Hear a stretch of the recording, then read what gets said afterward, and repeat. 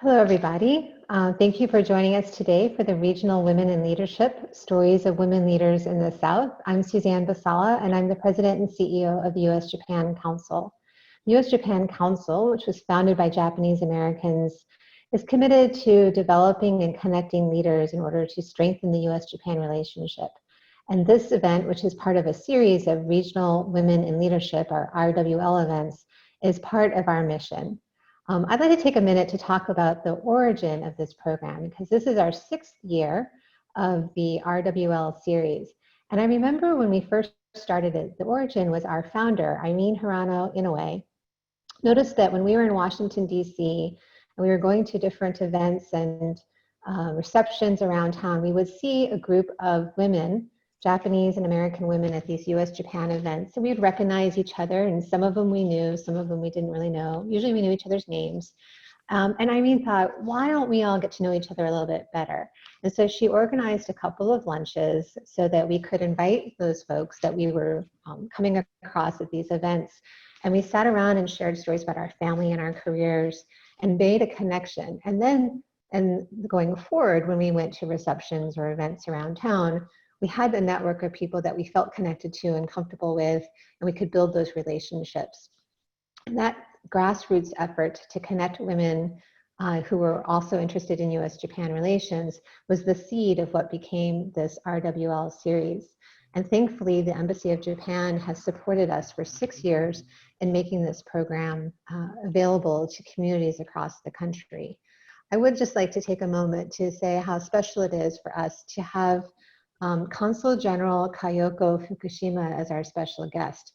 I've been working in U.S. Japan relations for many years, and I don't think I've had a chance to meet a woman Consul General from Japan in the United States. So this is a huge milestone, I think, and an accomplishment, and we're so grateful to the Embassy of Japan for funding this program and introducing us to Consul General Fukushima. So now it's my honor to introduce our moderator, Masami Yuzumida Tyson, who will not only moderate, but she organized today's event, and I think you'll see that in how the panel goes. Masami serves as the Global Director of Foreign Direct Investment and Trade for the State of Tennessee Department of Economic and Community Development. Ms. Tyson was born and raised in Yokohama, Japan, and has lived in the United States since she was 18, and has been a proud Tennessean for over 25 years. She received her undergraduate and master's degrees at Johns Hopkins and her law degree at Vanderbilt Law School. After over 15 years as a career lawyer, she transitioned to the public sector and serving in economic development, where she uses her international background to help her fellow Tennesseans. So this multicultural experience makes her the perfect moderator for today's discussion. So I will turn it over to you, Masami. Thank you. So thank you, Suzanne. Hello, everybody. Today I'll serve as your moderator.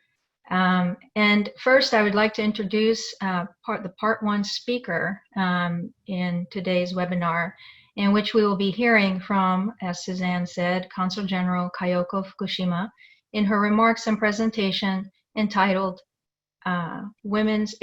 Gender Equality and Women's Empowerment. Now, we will get to hear her personal story as well as her observations around this topic in her various professional roles. Consul General Fukushima assumed her post, as Suzanne said, the very first female Consul General of Japan at Nashville in December of 2019. She's a career diplomat, having served in the embassies of Japan in Ireland and Thailand, as well as the Consulate General of Japan in New York. She has also held a variety of other posts, including Program Officer at the United Nations University in Tokyo, as well as Director of Diplomatic Archives at the Ministry of Foreign Affairs headquarters in Tokyo. She was also the founding director of the UN Women Japan Liaison Office. Consul General Fukushima received her bachelor's degree in English literature at Sophia University in Tokyo, and then her master's degree in law and diplomacy from the Fletcher School at Tufts University. Consul General Fukushima is married with 2 adult daughters. As a bookkeeping note, if time permits, Consul General Fukushima will answer a couple questions from the audience. So please use the Q&A function on Zoom to type in any questions you may have. So Consul General, please. Thank you, Miss. Hello. Yes, you're on. Okay. Hello. Thank you, Miss Basara and Miss Tyson. It is a great honor as well as a pleasure for me to be invited by the U.S. Japan Council to speak to you. Today, I would like to talk about gender equality and women's empowerment based on my experiences in balancing my diplomatic career with my family engagement and my work experience at the UN Women Japan Liaison Office. Next slide, please. This is my profile as introduced by Ms. Tyson. I have been working at the Japanese Foreign Ministry since 1981 for almost 40 years. I have two daughters who are 28 and 23 years old. So for a fairly long period, I developed my career while rearing children. I feel happy with my career in the Japanese Foreign Service in that I have never felt I was treated differently because I'm a woman. I have enjoyed opportunities equal to those of my male colleagues. However, when it comes to continuing my work while rearing children, it was not easy. To be honest with you, it was quite tough. When my first daughter was born in 1991, there was no parental leave. So I went back to work a few months after the delivery. The division I belonged before the delivery had long business hours. As I consulted, I was transferred to a post with shorter working hours within the ministry. I looked for a nursery in my neighborhood, but there was no vacancy. Alternatively, I had help from an individual person who was registered as a nursing volunteer at the local government. She took care of my daughter in her house. My husband sent my daughter to the nanny's house in the morning, and I picked her up in the evening. Next slide, please. This is my daughter, my husband, and myself during that time. Newborn babies often get sick, and so did my daughter. I had no relatives living nearby. At that time, I couldn't find a service for sick children readily available. So I asked my mother to travel several hours from my hometown, Osaka. After she repeated her trips, my grandmother, who lived with my mother, became sick, and my mother could no longer travel. I felt that it was the end of my career. When I was about to give up my career, my boss in my office encouraged me to continue. He even supported me to be relocated to an overseas post where it might be easier to combine work and childcare with more options. In 1993, I was assigned to the Japanese consulate in New York. There, I could hire a babysitter who picked up my daughter from a daycare center in late afternoon and took care of her until I went home. Even when my daughter became sick, I had a babysitter to take care of her. I worked at the consulate in New York for 3 years, and in 1996, I went back to Japan and had the second daughter. While I was working in New York, parental leave was introduced to the Japanese Foreign Ministry, and this time I could take a leave for about a year until my younger daughter became 1 year old. Next slide, please. Photo on your left is my daughter in the center. She was attending a daycare center in New York. And going back to Japan, my second daughter was born.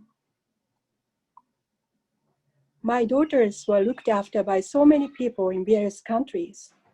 Older daughter was in New York from 2 to 5 years old, and both of them were in Argentina, Mexico, and Thailand, as well as in Japan.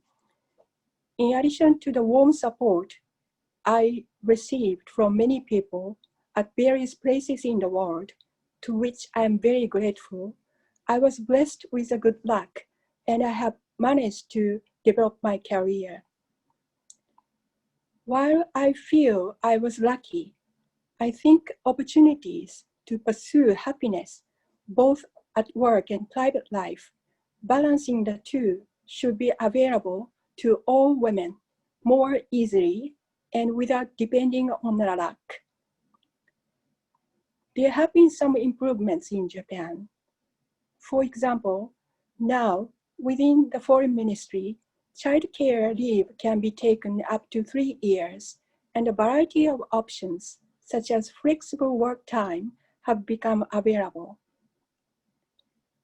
The Japanese government has been making efforts to increase the share of women in leadership positions based on the goal named 2020-30.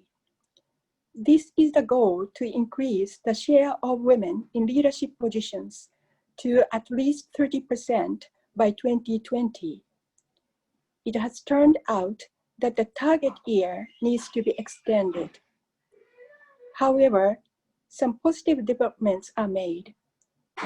For example, the percentage of the newly recruited female officers in the government's ministries has reached 30% in recent years. Ratio of female officers recruited by the Foreign Ministry, April this year, was 52%, more than a half. Having said this, still many need to be done, and there is a need to accelerate the changes. Looking back on my times in the US, my early years studying in Boston taught me to feel free to express myself and to speak out. My time in New York enabled me to continue my career while rearing children.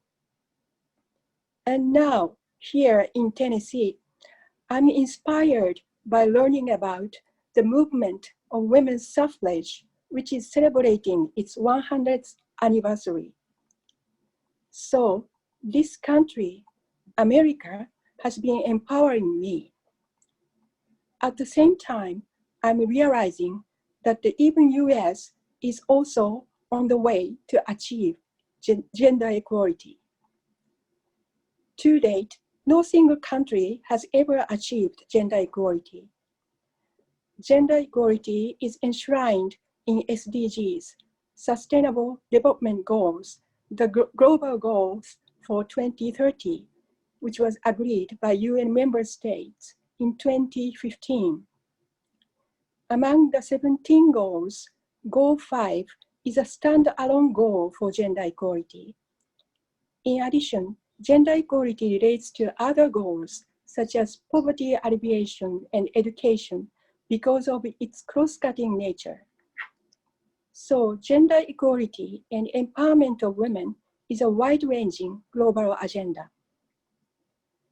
UN Women works in support of the UN member countries for the elimination of discrimination against women and girls, empowerment of women, and achievement of equality between women and men as partners and beneficiaries of the development, human rights, humanitarian action, and peace and security.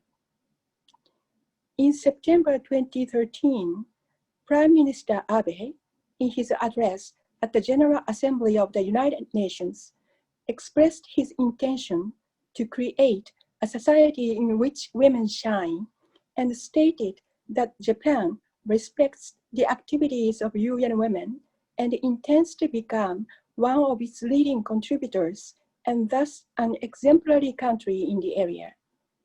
He continued that Japan would also work closely with relevant international organizations. In September 2014, Japan hosted the World Assembly for Women in Tokyo. That is called WOW Tokyo 2014. WOW Tokyo 2014 was participated by UN Women Executive Director, Dr. Pumzure Murambo Nukka. During her visit to Japan, Dr. Nukka met Japanese leaders in various fields. With the deepening ties between Japan and the UN Women Japan Liaison Office was established in Bunkyo City, Tokyo in April 2015. My involvement with this initiative started in August 2014 when I supported publicity work at the Secretariat of WOW Tokyo 2014, which was set up within the Japanese Foreign Ministry. During that time, I heard an announcement that the UN Women Japan Liaison Office was going to be established. However, I have never imagined that I was going to be the director of that office. A few months later, I was sounded within the ministry whether I would be interested in applying for the director's position. I instantly imagined that it would be a very tough job. At the same time, I was excited and felt happy and privileged to work on that important mission. So I said yes, and after a selection process, I became the founding director of UN Women Japan Liaison Office in April 2015. UN Women Japan Liaison Office has three main roles. First is to build partnerships with the Japanese government, parliamentarians, business, academics, and civil society. Second is to make the roles and the work of UN Women known to the Japanese people. Third is to conduct policy dialogue with Japanese stakeholders. In order to get the office to be able to play these roles, my initial task was to set up a basic framework of the office. The office started with only 2 staff, including myself. The office space was not ready when I started to work in April. We started in a temporary office until the new office space was ready in July. My duty involved a variety of tasks, such as consultations with headquarters in New York, building partnerships with various stakeholders, determining office layout, deciding on the office's working hours and holidays, hiring interns, and establishing the office's website. Among all, the most challenging task at the early stage was to hold an opening ceremony of the office in August in 4 months with the attendance of dignitaries. Our office was small, but many people came in to help us. Those from the host city, the Japanese government, business, academics, experts on gender, and civil society. I felt people's passion and aspiration towards gender equality and women's empowerment in Japan, and that supported me greatly to move forward. Thanks to the support by all these partners, the opening ceremony was a great success with the attendance of Prime Minister Abe, UN Women Executive Director Dr. Nukka, Mayor Hironobu Narisawa of Bunkyo City, Minister Haruko Arimura, who was in charge of women's empowerment, Yasuhide Nakayama, then State Minister for Foreign Affairs, 200 guests, and 30 media journalists. I was moved to see all the people gathered in support of our new office for gender equality and empowerment of women. Next slide, please. These are the photographs from the opening ceremony. And next slide, please. I would like to share some of the office's activities with photographs. The photo on the left, with cooperation of Swedish Embassy and the host city, we held Swedish cooking class for Japanese men. Many applications to participate came in, and we had to draw a lot. Counselor of Swedish Embassy, who was a male person, became one-day teacher and taught how to cook flying Jacobs. That is a Swedish dish. Origin of that is Mr. Jacob cooked for his children while his wife, who was a cabin attendant, was on duty. He made the dish with leftovers in the refrigerator that were chicken, roasted peanuts, bananas, bacon, sour cream, and chili sauce. Can you imagine how it tastes? Surprisingly, this extraordinary combination tasted good. The Swedish counselor also talked about the situation regarding gender equality in Sweden. I joined him to speak about the activities of UN Women and the Japan Liaison Office. Next photo is from a conference I attended in Kurashiki City, Okayama Prefecture, in western part of Japan. The conference was attended by 2,000 people, including many civil society members who came from various parts of Japan. It became a good opportunity to share with the larger audience the roles and activities of UN Women and the Japan Liaison Office. Next slide, please. Photo on your left is from a symposium organized by the Japan Liaison Office for International Women's Day on 8 March 2016 to introduce SDGs and how gender equality is enshrined in that goal. Director of UNIC in Tokyo emceed the panel discussion, and Director of UNDP Tokyo office and directors covering gender issues in the Ministry of Foreign Affairs and JICA joined me at the panel. Photo on your right is my meeting with Ms. Gabriela Michetti, then Vice President of Argentina, to exchange views on gender equality and women's empowerment during her visit to Japan in May 2016. Next slide, please.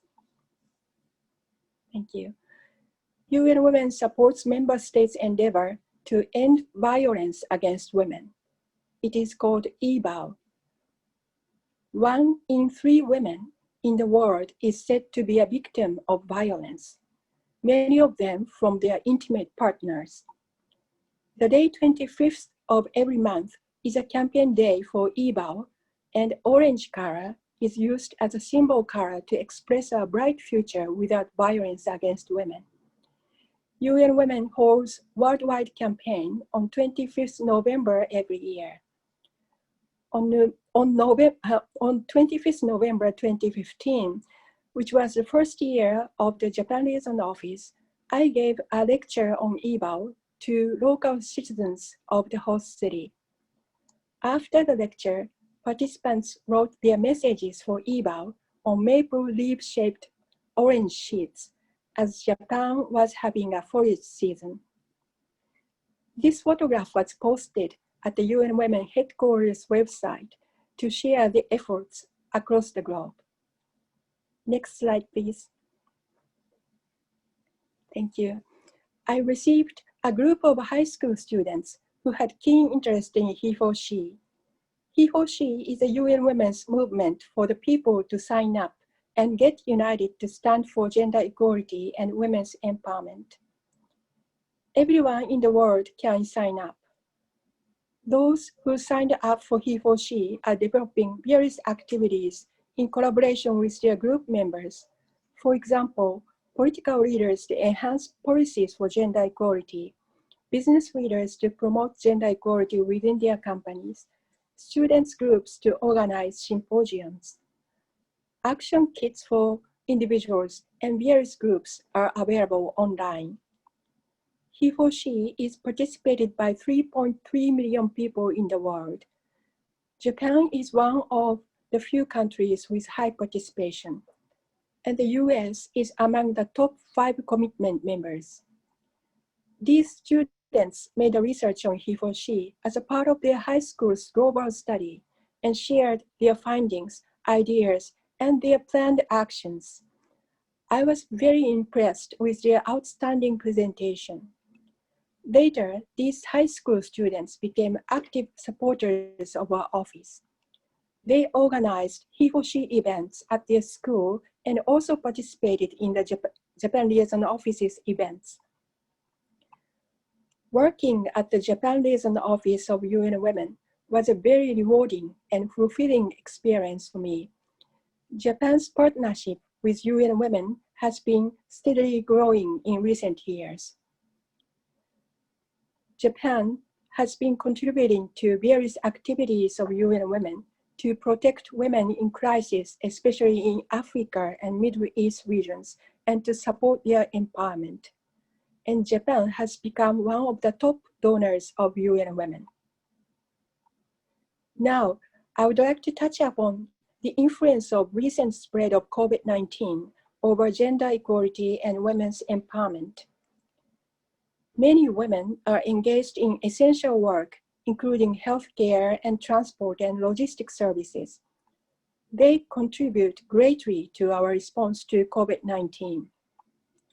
In addition, the majority of caregivers at home and in our communities are also women.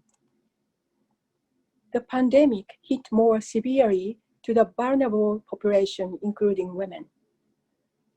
As women are more likely to be in unstable employment conditions, such as being part-timers than men are, they are at a higher risk of losing their jobs.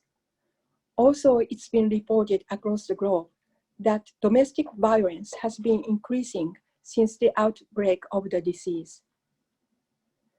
There are many negative influences, but I hope we'll be able to turn these difficulties into new opportunities. I am hoping that telework and flexible working practice will be a positive factor to support women's empowerment. Japanese companies such as Hitachi, Fujitsu, and Calbee are reported to have been promoting telework as their basic work style. Women also review the roles of husbands in families to play more proactive roles in child rearing and housework. Recently, UN Women launched a campaign named He-for-She at Home. I would like to show you some of the recent posts. Next slide, please. These are posted with hashtag He-for-She at Home. Next slide, please. This is a nukazuke post by a Japanese man whose wife is pregnant. He makes these pickles for her health.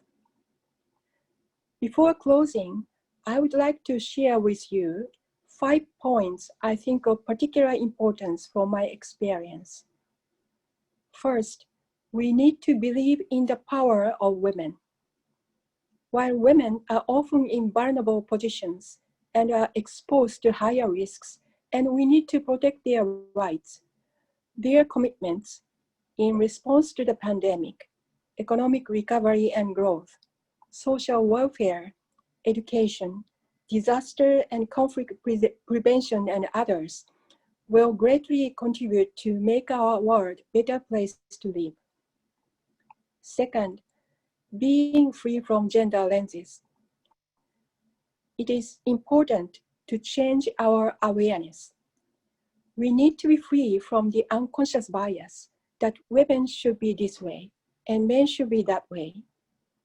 It will work good for men as well as women, as men become free from the idea that men should be masculine and breadwinners of their families.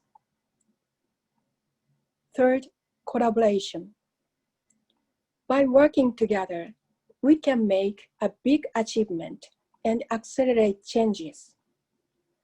UN Women Japan Liaison Office, as I said, started with only 2 staff, but with cooperation of various partners, it was able to reach out to many audiences and undertake various activities to enhance gender equality and empowerment of women. Fourth, engaging men. Gender equality and women's empowerment cannot be achieved without engagement of men. UN Women's He-for-She started as a movement to involve men, while it is now inviting older people to participate. I wouldn't have been able to continue my work while rearing children without male bosses who supported me in difficulties, as well as my husband who always cooperated with me. 5. Engaging young people. Young generations will lead our future. It is important to get them interested in this issue and get involved. It is also crucial to empower young women to believe in themselves, make challenges, and develop their career. Let's encourage and support them to pursue their career, balancing it with their happiness in their private life.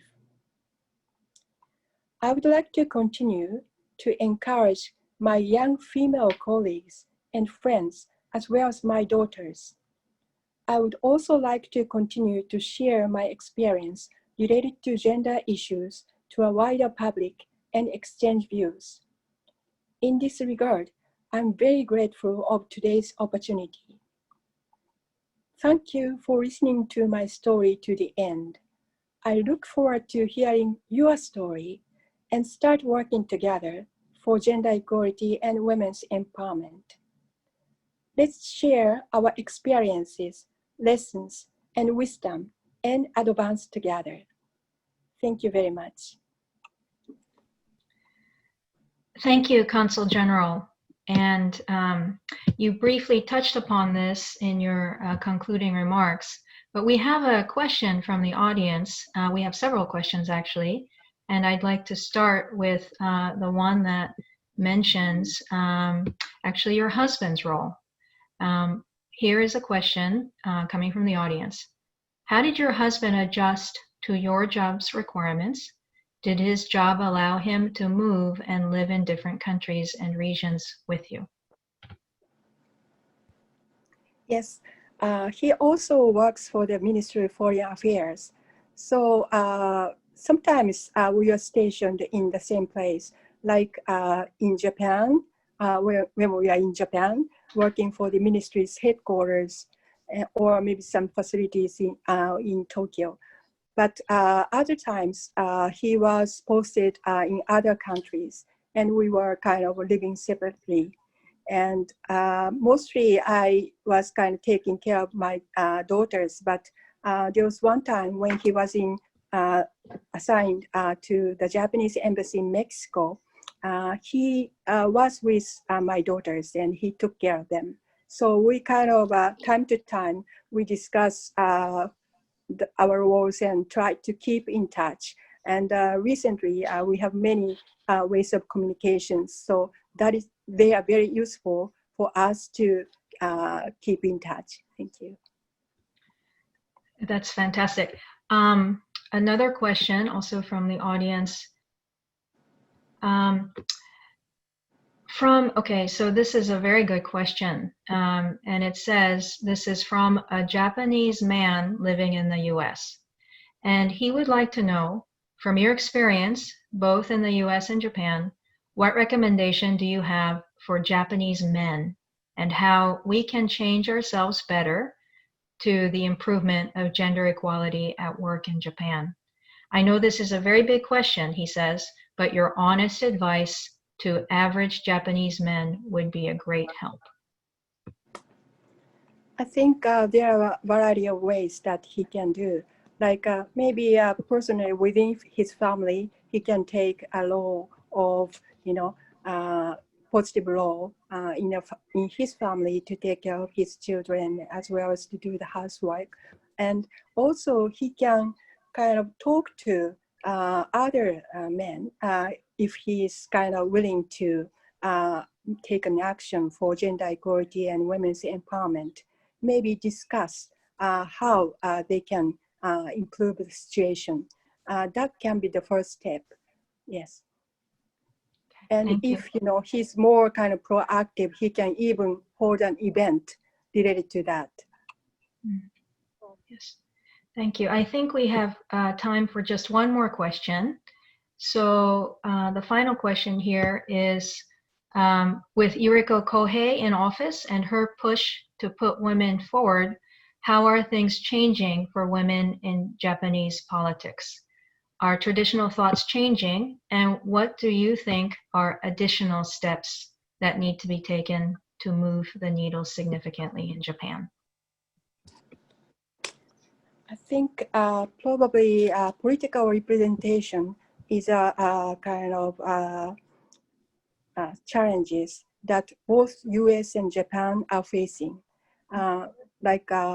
Political representation in U.S. is a bit below average, and Japan is far below average. But in Japan's case, I think some roles expected of women at house makes it a bit more difficult for women to be a politician. And in Japan, for example, if she becomes a diet person, she has to repeat going back to her constituency and Tokyo, back and forth. And if she has a primary role of rearing her children, that becomes very difficult.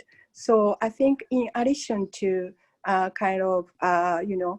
getting women more kind of intent to participate in politics, maybe improving the conditions at home, like women's role, I think is very important. Well, thank you very much, Consul General. And while there are other great questions here, we have run out of time for part one. We will invite Consul General to come back at the end of part two to take a question or two if time allows. So Okay. With that, thank you so much, Consul General. Thank you very much. We'd like to move on to part two. So if the panelists could please get on the camera. Thank you. So in part two of today's program, we will continue to hear about the personal experiences of three more wonderful women leaders of Tennessee, as well as their thoughts and advice on these very important issues.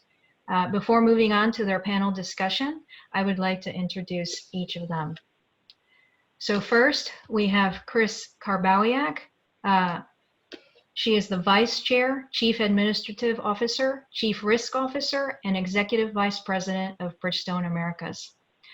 With 28 years of service at Bridgestone, Chris has numerous roles and oversees all of Bridgestone America's risk and reputation management departments, each with various branches and responsibilities. In 2019, Chris was named Chief Sustainability Officer for Bridgestone Corporation, which is a role that reports through the company's global head office. Chris is also very active in community and volunteer efforts and has received numerous recognitions for her service and professional accomplishments. Most recently, Chris was awarded the Order of the Rising Sun Gold Rays with Rosette by the government of Japan for her contribution to promoting friendly relations and mutual understanding between Japan and the United States. Chris was born and raised in Chicago, Illinois, and she earned her bachelor's in journalism and a Juris Doctor, both from the University of Illinois. And then next we have Miyuki Mangrom. Miyuki is the General Manager of Specialty Steel and Wire Division of Metal One America Incorporated, which is a fully integrated steel trading and distribution company, which is indirectly owned by Mitsubishi Corporation of Japan. Miyuki is the head executive responsible for all the operations in Tennessee of Metal One, and she grew up in Yokohama, Japan. And prior to coming to the United States, she worked at Japan Airlines.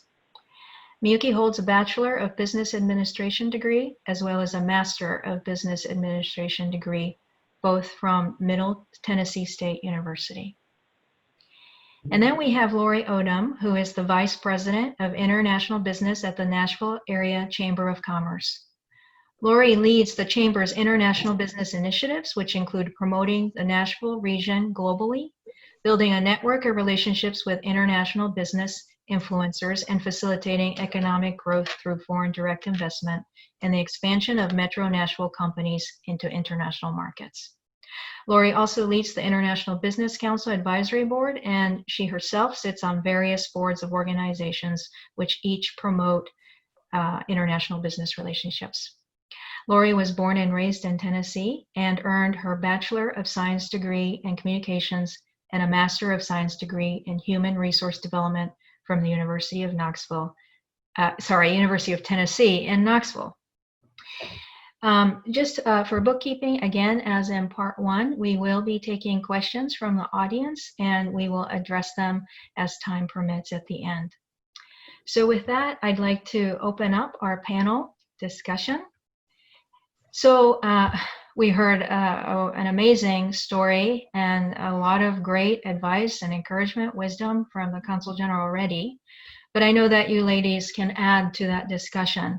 And so I'm going to be asking each of you some questions, which I would love to have you answer based on your personal experiences and any observations you've had as a professional woman here in Tennessee. So the first question is one for all panelists, all of you.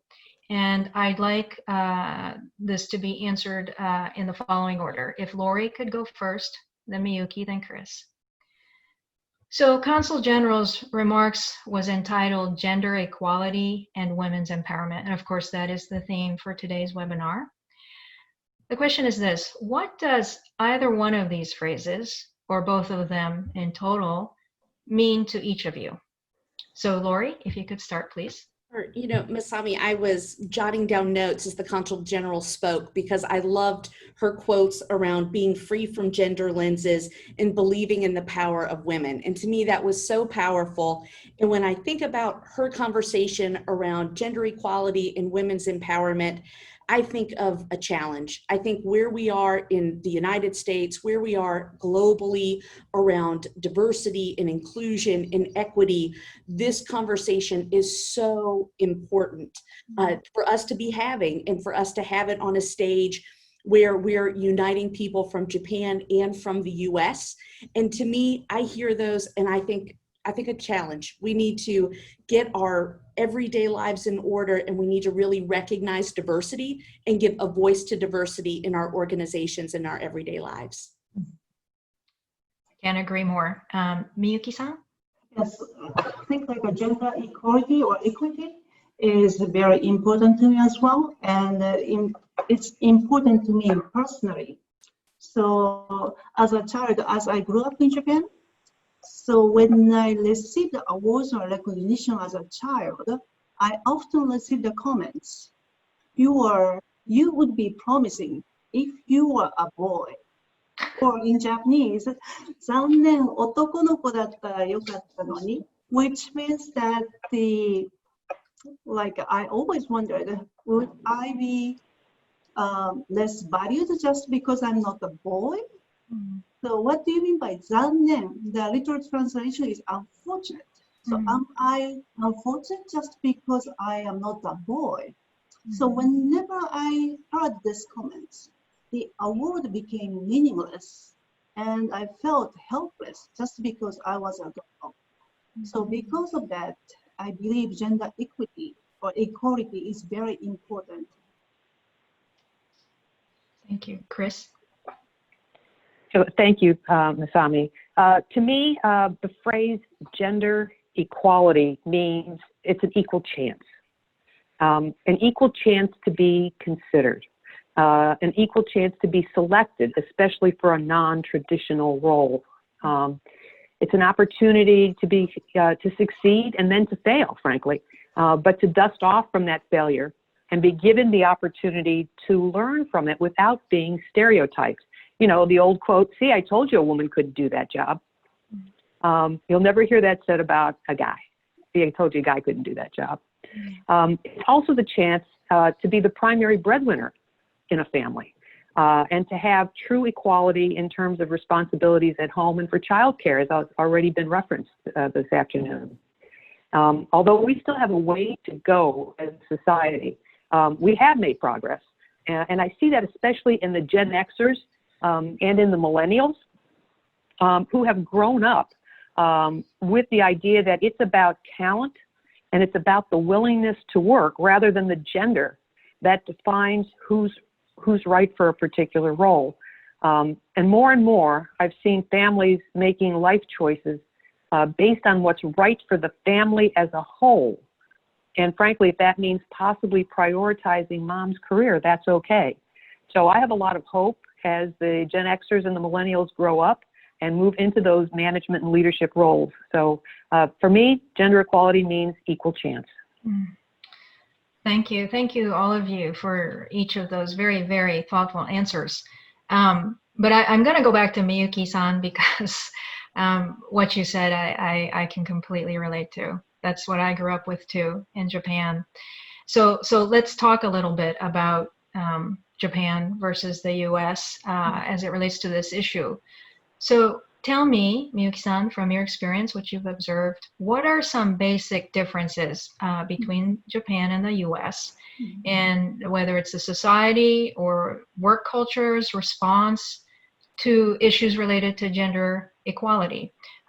Were there some fundamental beliefs regarding gender that you embraced, you clearly had, or maybe you resisted it while you were growing up, which you had to change once you got here? Were there any of those? So let's hear your story around that. Okay. All right. I believe that there are two aspects that significant difference between Japan and U.S. One is institutional, and the other one is cultural. And the institutional difference is that Japan also there is an Equal Employment Opportunity Act that was established by 1985, but there was no penalty for non-compliance until close to 2000, so 1999. So I believe this is one of the reasons why women's empowerment was not promoted effectively. In the US, I believe there is a similar law that was in effect in early 70s. So that in that sense, Japan may be like 30 years behind. But I believe Consul General has mentioned that there are progresses. So I'm hoping that, as the time goes by, there's more women in the management positions. But then also, so now that whenever I was in college, I know that there is like a, certain women's role or certain expectations of women in the workplace at that time, because there was, because of the lack of enforcement. So whenever I was in college, I took that into consideration when selecting a company that I applied, because I know that I would be a struggle as the normal Japanese women in the workplace would be the only treated as assistant, rather managers. So I carefully chose at that time the company that has significant number of women, so that company cannot ignore the women's needs. So those are kind of like a difference. But the other aspect is a cultural. As Consul General mentioned, the Japanese working culture, the men as a bread earner of a household, they work long hours, while the women takes care of housework and also raising children.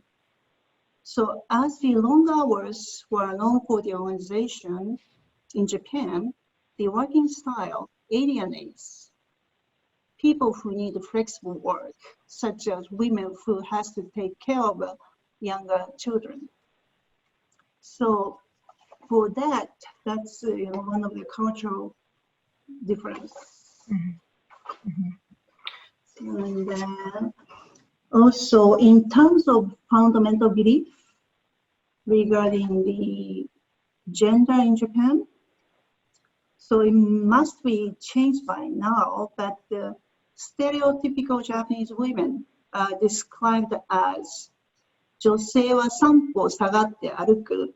Literal translation is that women always walk 3 steps behind the man.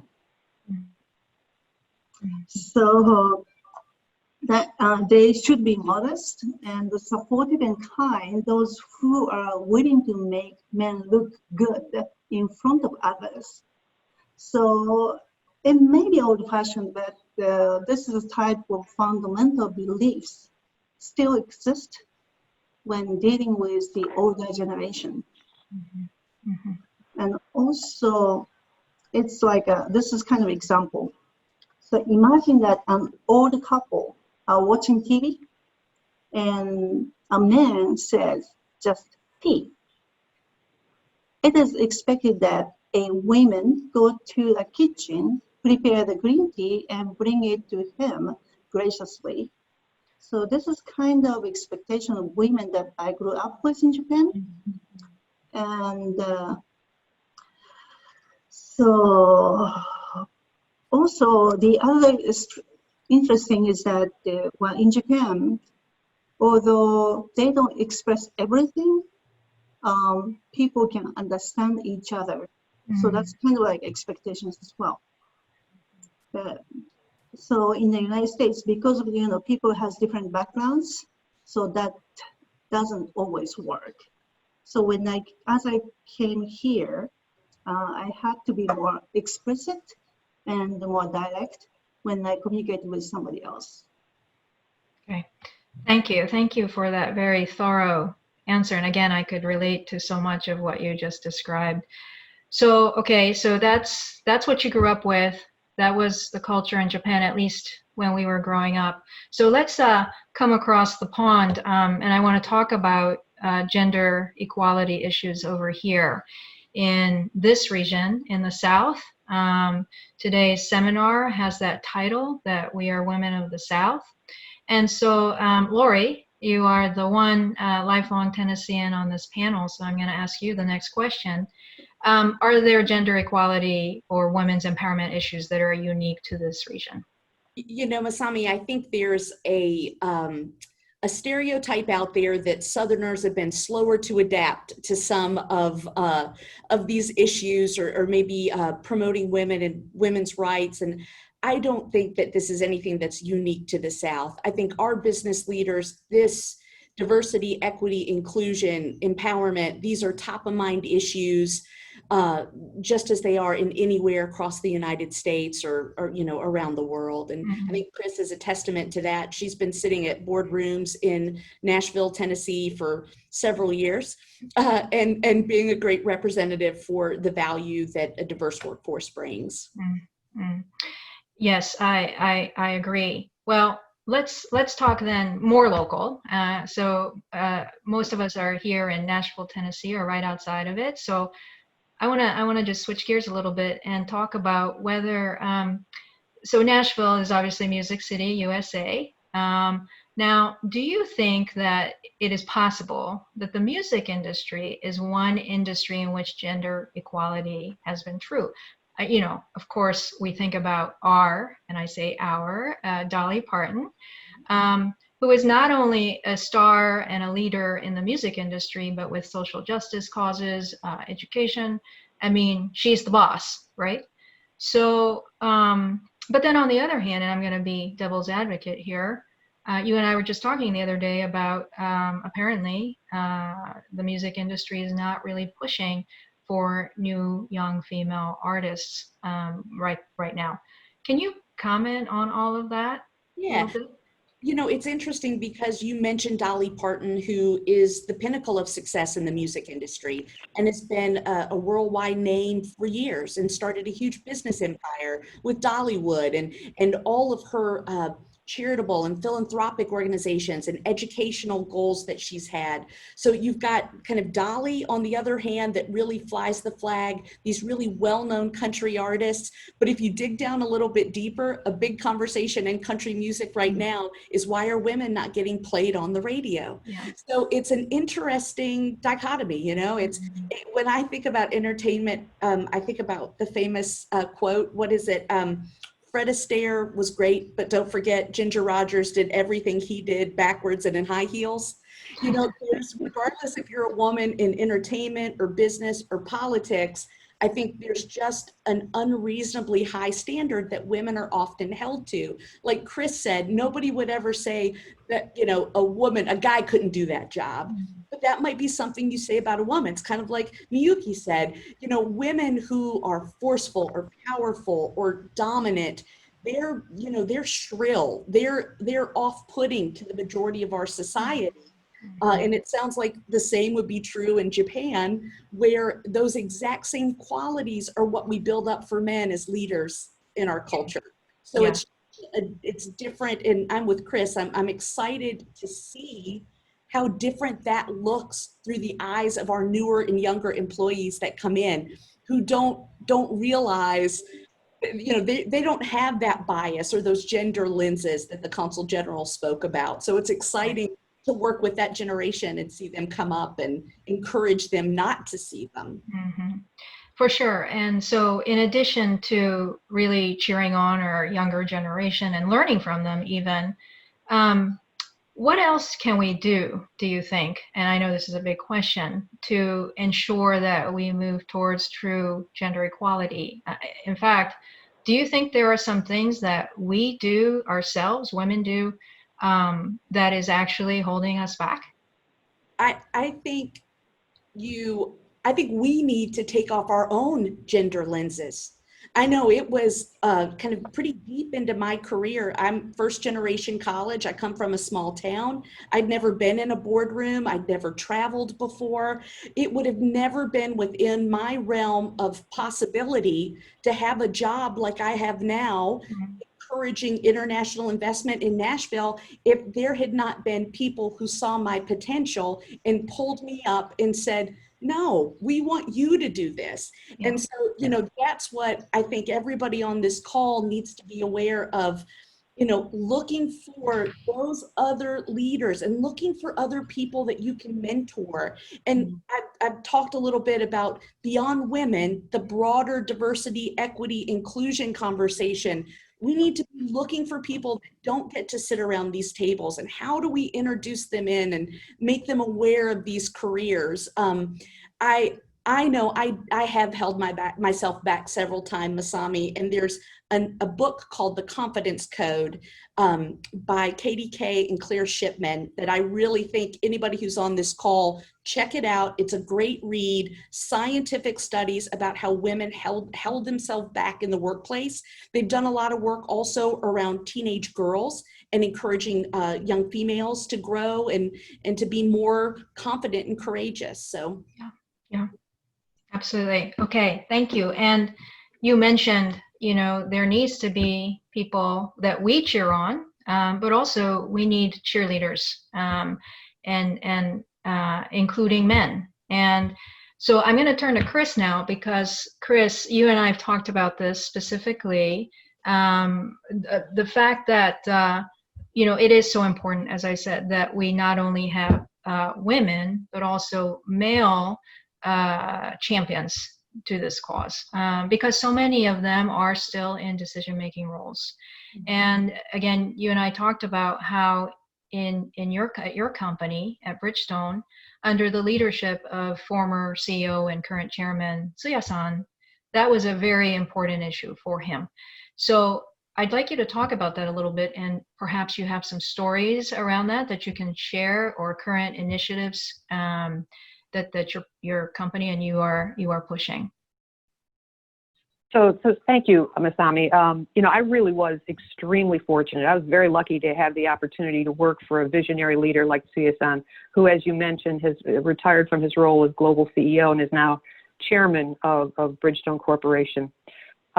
Interestingly, while he received his undergraduate degree in Japan, he received his MBA from the University of Chicago, where he met his future wife, a young Japanese woman who was a doctoral candidate in her field.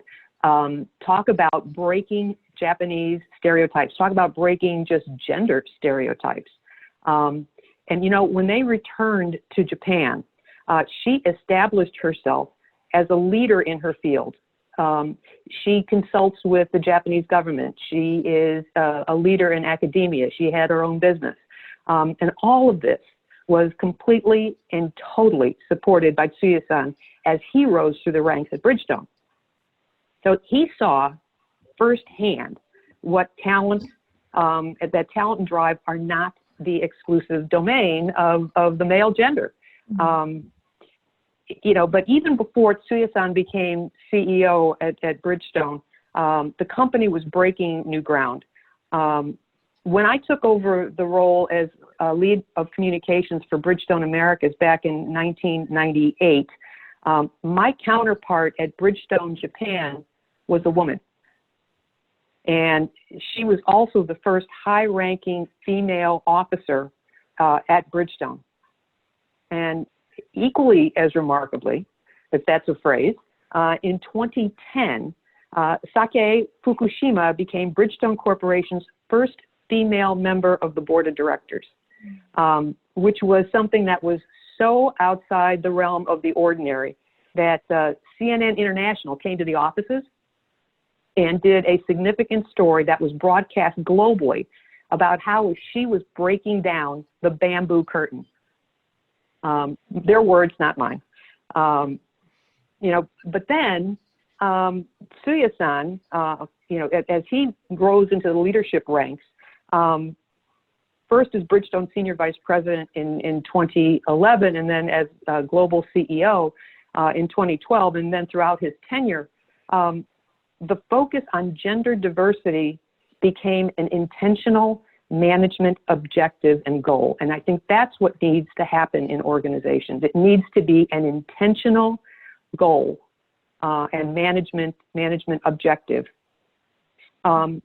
He championed gender diversity in the company. And you talk about what are the initiatives that might happen in addition to making these goals. He really had a focus on championing gender diversity by identifying talented women and giving them the opportunity to engage in high-profile projects and initiatives that would allow them to demonstrate their skills and to engage in high-profile capability, show how they have high-profile capabilities. He appointed women to strategy roles that in the past were always held by men. So he believed that the best way to showcase gender empowerment was, in fact, to empower women. I really think that's the best way to show positive, the best way to show success is to show those positive results and that women can do this.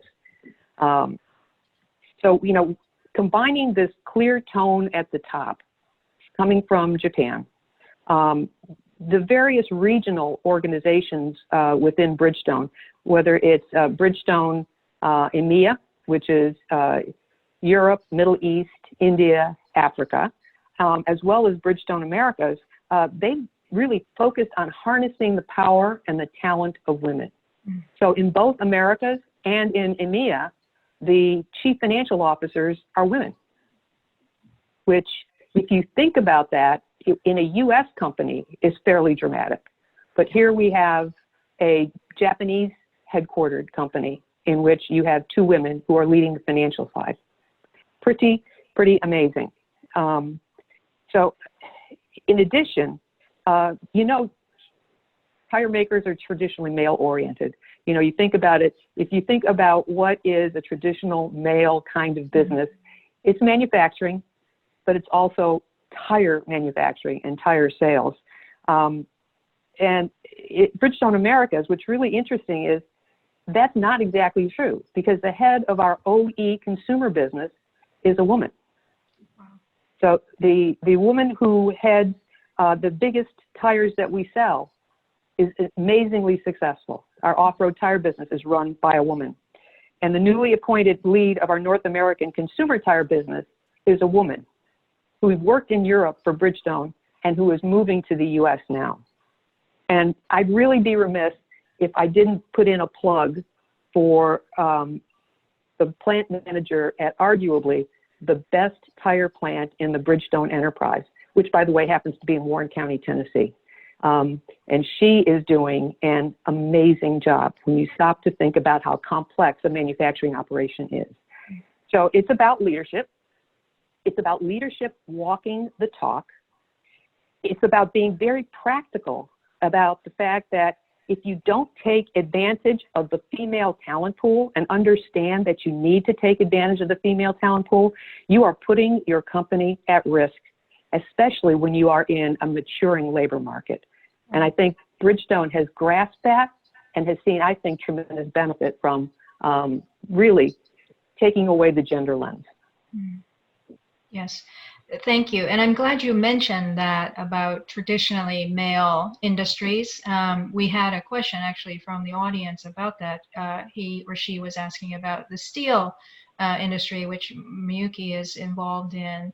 And I think it is especially significant that Bridgestone has, been able to even overcome that stereotype as well. So I want to go back to Miyuki actually. So clearly Bridgestone is one of the leaders in this effort on both sides of the Pacific, in fact, around the globe, as Chris mentioned. But Miyuki, I want to come back to you because do you think in general, though, and we did touch upon this already, so, feel free to just answer yes or no if you want, but do you think, though, that even today, in general, the U.S. is doing a little better or a little more advanced in the efforts of achieving gender equality than in Japan? Yes, I strongly agree that. And Chris mentioned that, Bridgestone is doing very, excellent job for empowering women, but we need more companies like Bridgestone in order for, let's see, Japan to be more advanced or more women's, I guess, empowering women in the workforce. Yeah. But do you agree, do all of you agree, though, that whether it's in Japan or the U.S. or elsewhere in the world, there has been overall progress on this issue? Do you think we can agree to that? Okay, that's good news. I think there's progress, Masami, but I think we still have a really long way to go. That would be my perspective. And while Bridgestone is working actively, I think that we have to recognize that we've had a long time where we need to make up for. Yeah, agreed. And we have so much more we could discuss on this topic, but I'm just making sure that we don't run out of time. So I'm going to ask the Consul General to come back briefly. If you can please turn your camera and microphone on. And I'm going to ask each of you, all four of you, our closing question. And I do apologize to the audience that we have run out of time and will not be able to take the new questions that have come in during part 2. But hopefully this touches on some of those questions that I do see in the Q&A box. So the final question to all of you, and of course each of you has touched on this already, but in one sentence, please, I just want to make sure we leave the audience with encouragement and advice to, I was going to say to the younger generation, but maybe they're way ahead of us. So to anybody, what is your advice and what are your words of encouragement as it relates to gender equality and women's empowerment? So if we could start with Lori, then Miyuki, and then Chris, and then Consul General, please. I would say support. Be a supporter, build a whole coalition of support for yourself, and just don't hold yourself back. Put yourself out there for leadership roles. As Chris said, that's how we're going to move forward. Perfect. And Miyuki-san? To promote gender equity or equality and women's empowerment, there is no choice but changing gender bias, which is subconsciously implanted in our mind, and this would take time, but also take time and conscientious efforts, both men and women. we need to both, we need to explore that, not only men, women, but also we need men's support as well. Thank you. Chris? So typically, if you listen to the studies, women tend to wait to have promotions provided to them because they're holding back, to Lori's terms. My thought is own your career, own where you want to go, develop a goal, decide what you want to achieve, but don't be afraid to take measured risks if a path presents itself away from what your original goal is. And to help you with determining whether or not those measured risks make sense and that new path is right for you, surround yourself, as Lori says, with mentors, with people who are going to be frank with you, who will challenge you, who will tell you where they see your strengths, but will also be honest with you about where they see opportunities. That to me it's about ownership, but about really collaborating with others that can help you. Thank you. And Consul General. Okay, I have tachitsuteto in Japanese. Tanchi, 楽しいと思ったことにチャレンジする。Make a challenge in whatever you are interested. つながる。Get connected. Get connected.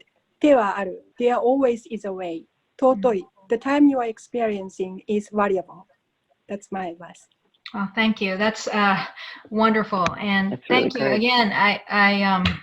It is so unfortunate that we've run out of time. I think that's all the time we have for today. But I, for one, feel that we could have just kept listening, kept talking and sharing our experiences with these four fantastic women. But, I want to leave everyone with this thought. Each woman had a different perspective, a different story, and different answers to even the same questions, which makes sense because everyone comes from different backgrounds, taken different paths as we try to overcome the challenges of achieving this very important goal of gender equity and women's empowerment. And I also want to say that this is why it is true that the more of us are in this together and the more diverse we are, which each of you touched on today, as we tackle and strive to achieve this very important but difficult topic, the more likely it is that we're going to achieve it, and the better we are collectively. And this is why we are in this together, men and women alike. Finally, we've heard that we've made progress, but as Chris said, we still got a long way to go. So we've got to keep going at it. So I hope that this has been a catalyst, this discussion has been a catalyst to further the discussion on this topic, and that you'll all stay engaged. And in fact, we'd love to hear your feedback. So in fact, once this webinar concludes in just a couple minutes, you will be redirected to a survey, which we would love you to fill out. If your time allows, you'll also get an email later with some questions. Also, a copy of this webinar will be available on the U.S. Japan Council's website, which you're free to watch again or share with others. And with that, I will hand it back over to Suzanne. Thank you.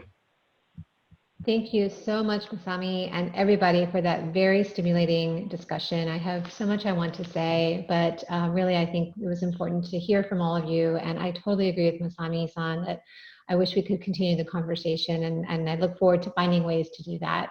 I also have to say it's the first time I've been in a USJC event where we talked about Dolly Parton, and that was kind of fun. So thank you all. I want to take a moment to again thank the Embassy of Japan for supporting the Regional Women in Leadership series in our 6th year in this particular event. And also thank all of our sponsors who make U.S. Japan Council possible this year. And on the screen, you see some of our top sponsors that we have for this year. And also, if you liked this programming, if you're interested in what you saw today, please continue to stay involved with U.S. Japan Council. Please sign up for our newsletter.